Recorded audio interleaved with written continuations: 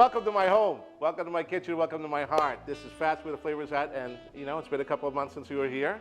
I am fresh back from my trip to Italy that you guys were all supposed to be in on, but that's all right. While we're here together, we're going to plan next year's trip. So yeah, my sons and their wives, we enjoyed an amazing week in Italy. We stayed 7 days in a gorgeous villa in Tuscany.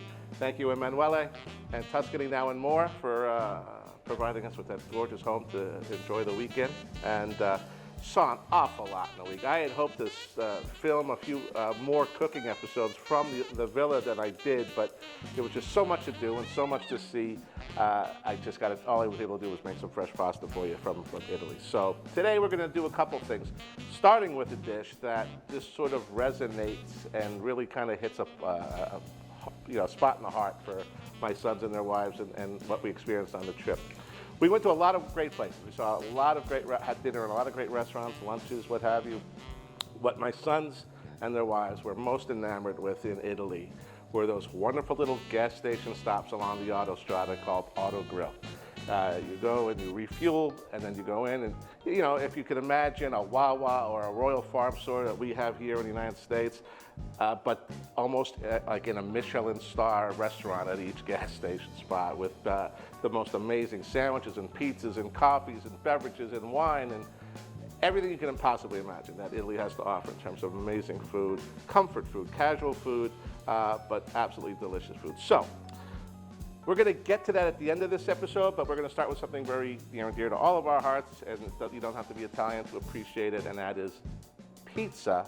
However, all I'm going to make for you here is the pizza dough, because my wife still hasn't bought me the pizza oven, she promised. So, but what we're going to do is we're going to take that pizza dough, and we're going to show a couple different things that we can do with pizza dough other than just bake pizza. My pizza dough starts with what's called a poulish. If you bake breads and what have you, you probably understand what poulish is. It's a pre-fermentation process by which you use a little bit of flour, a little bit of water, and a very, very small amount of yeast. You let that sort of pre-ferment in a fridge overnight. What that does, it creates sort of a sponge-like base, and then you add your flour, a little bit more yeast, salt, and whatever else you want to incorporate into your pizza dough. And you go to town, and everything else from that point forward is pretty standard. But the poulish really does an awful lot, creates a much more elastic dough. The fermentation provides a little bit more depth of flavor, and I just think it's the only way to make pizza dough. So it starts very simply with 1 cup of water, a very, very small amount of yeast. Because the yeast is dramatically less, it makes the dough much more digestible, much healthier for you. So just about 1/8 of a teaspoon is what we're going to put in there in terms of yeast. Some people use sugar, some people use nothing sweetening-wise. I like a little honey, so I'm going to put in about that much honey. I like a little sweetness to my pizza dough. I'm going to just sort of, my hands are clean, I'm just going to sort of work that in, get both the honey and the yeast to sort of melt into the water. And then from there, I'm going to go ahead and add a cup of flour. And let me get my fork. And we'll just sort of work this in, kind of create a nice sort of smooth base. It's not going to look like much. You're not going to see a whole lot right this minute. The real magic happens overnight when this sits in the refrigerator, and like I said, the pre-fermentation process begins. You're going to get a lot of air built into this. It's almost going to be like a batter for a sponge cake. Let's sort of work all that in. Get a nice smooth finish. It's as simple as that. I'm going to cover it.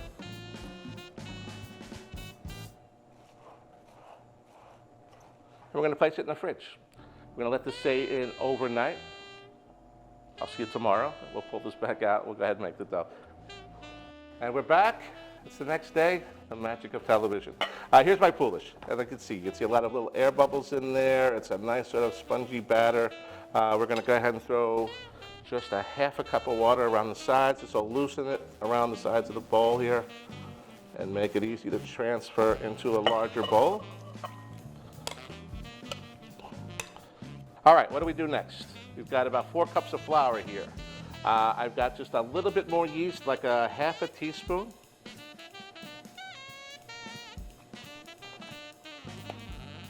I'm going to add, that's some crushed red pepper. We don't want to do that. I'm going to add some, about 2 teaspoons of salt.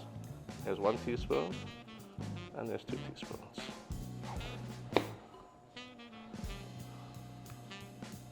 And then we're going to start working in the flour.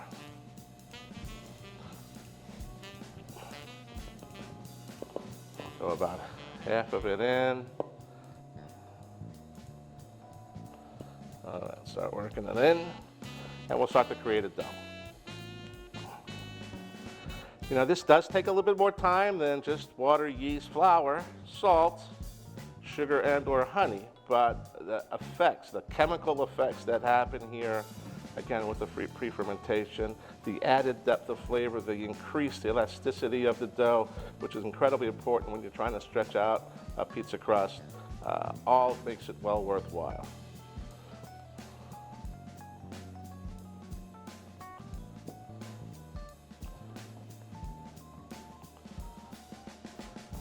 Just kind of working into, you start to see a dough ball start to, come. You see the flour just sort of incorporate into the wet mixture. At a certain point, we're going to just dump this whole thing onto the counter surface and do all that wonderful handiwork. I'm going to add here about a teaspoon of extra virgin olive oil.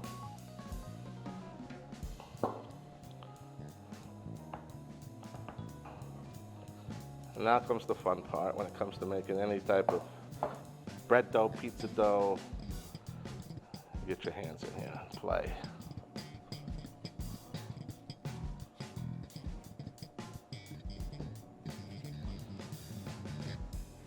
You want a relatively sticky finish to this. You don't want it too dry a dough. Want the moisture because it will all lend well to the continued fermentation and what goes on in the dough. It gets the glutens doing what they're supposed to do. And it's just a matter of just cupping and flipping it over. Whatever your kneading process is okay. And so we'll do this for about 10 to 15 minutes. I'll cover it. I'll just take the bowl and I'll put it over top of the dough and let it rest for a little bit. And then I'll put it back into the bowl right side up with either a damp cloth or just covered with a piece of cellophane and let it rest a little longer for at least an hour. You can go ahead and keep it covered in your fridge for a whole day if you like, or 2 days, and let it rise and let everything happen that's supposed to happen. And you should get, when it's all done, a very soft, smooth finish to the dough on the top once it's finished resting and everything. So come back in about 10 minutes and we should have a dough that's ready to be covered and put away. And then we're going to start cooking. See you in a little bit. All right, so we're back real quick. Our dough has been kneaded. It's ready to kind of get a little rest now. So I'm just going to put a little olive oil in my hand. Oh, come on. All right, so you can see it's taking on a much nicer smoothness on top. We're going to go ahead and, like I said, put the bowl over the top. We're going to let that rest for 10 to 15 minutes. After that's done, we're going to put it in the bowl. We're going to cover it with a towel or some cellophane, and we're going to let it rest and rise for a couple of hours. From that point, we'll break it up into little balls, and we'll start cooking and having some fun with it. See you very shortly. All right, so we're going to fast forward a little bit. Our dough has risen. We've broken it down into dough balls. I've sort of already started playing here. You could show Darlene what we did already was we made a couple of nice pieces of flatbread, simply just working that out almost like a pizza crust, getting it as thin as I can, and then throwing it in some hot canola oil. So that's going to be used as a foundation for our sandwich. And then with these, I'm just going to have a little bit of fun.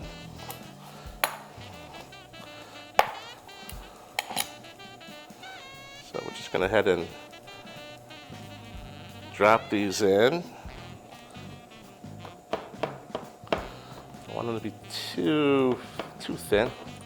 All right, so we're just going to head and deep fry those. No form, no shape, just throw them in.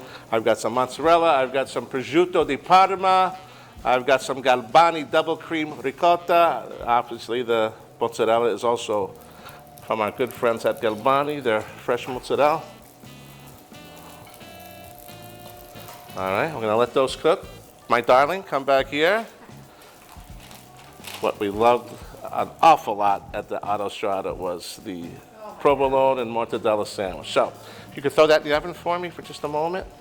It's on, it's ready to go, and while that's happening, I'm gonna play with my little pieces of fried dough here. Just wanna get a nice golden color, make sure they're cooked all the way through. These are, I guess we could call these like savory donuts. Instead of sugar and jelly and cream, our fillings will be Galbani ricotta, mozzarella, and prosciutto di Parma. I'm just letting the cheese melt on those for just a little bit. I've got some beautiful mortadella. Yeah, I just wanted to get it warmed. It's not a hot sandwich or anything. And I can just set it right on top of that. No, just set it right there. It's fine. All right. You can hand me that that thing there with the arugula and tomatoes.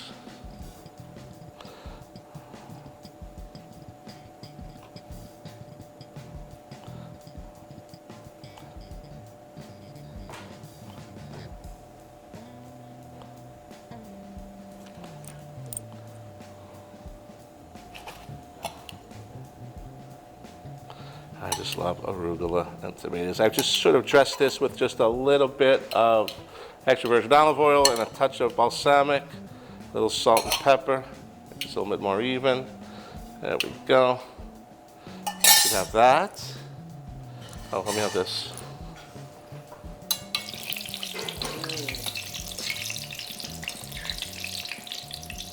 I'm gonna take those out. I'm gonna let them sit and drain on the paper towel.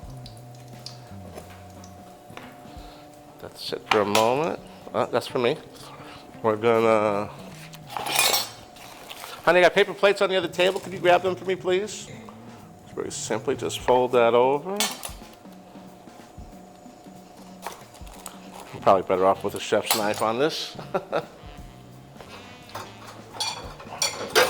There we go.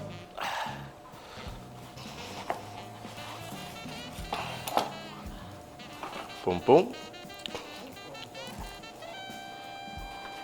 That one for serving? Yeah. Uh-huh. There you go.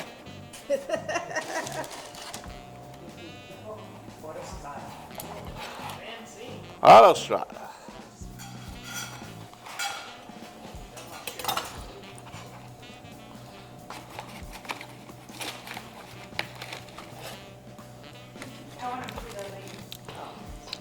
Just very simple, but very tasty. Yeah. Oh, there you are, right there. There you go. Turn that off. For here, I want to get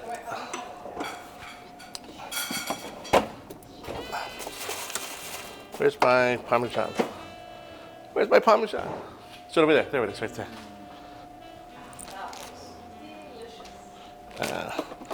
Before these go on the platter, I'm gonna throw a little.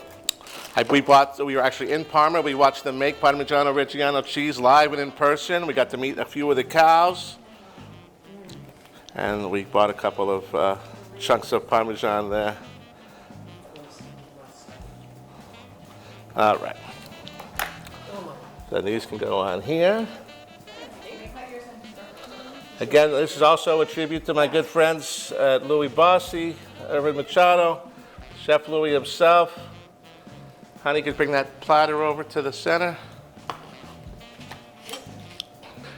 Now, most of us did enjoy Aperol spritzers and Proseccos, but I did a lot of driving, so I couldn't really drink too much with the miles on the road. So we found this wonderful limonata. Yeah, it's just lemon soda, but it's so fresh and vibrant and lemony and delicious, and I drank these almost the entire week. These are so good. So Dell found a market up in here in the United States, in New York, that had them. So, yeah, it was worth every penny. Yeah, Lauricia. The other thing my son absolutely loved were these pesto potato chips. So I found another place that had those, and I had 6 bags delivered to their house just the other day. So, yeah, until I can afford to bring them again. That'll be a while, but hopefully they're saving their money, and maybe they'll take me next time. Anyway, listen, this again was just, we're kind of just kicking off the day and kicking off the return since the last time we taped. I miss everybody out there who's been watching. Look forward to seeing new people join us going forward. But again, I just want to sort of celebrate the trip that we took. If you followed me on Facebook, you saw a lot of what we did, and hopefully you kind of shared in our joy. And it was just an absolute blast. And again, we're already planning for next year. All of you, you're in, right? Yes. All right. Since we did Tuscany last time, we're going to work, I think we're going to do southern Italy this time, so we're looking for villas on the Amalfi Coast. So anybody out there who's got a villa for rent on the Amalfi Coast, anywhere from Sorrento to Positano, just let us know. I need air conditioning and a kitchen. That's all I really need, and a comfortable bed and a clean bathroom. Other than that, everything else, I don't care about anything else. But thanks for coming back to watching. Thank you guys for being here today. We got a few more things to make, and hopefully have some fun along the way.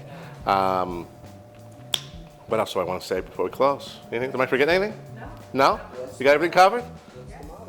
Well, we could definitely finish with that, but I got to raise my glass. So we all have our cocktails. Let's all raise our glasses to each other, to good health, to love, to Italy, and to family, to Kevin and his beautiful family as well.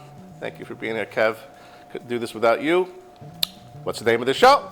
That's Food Flavors. And don't you forget it. We'll see you next time. Salud.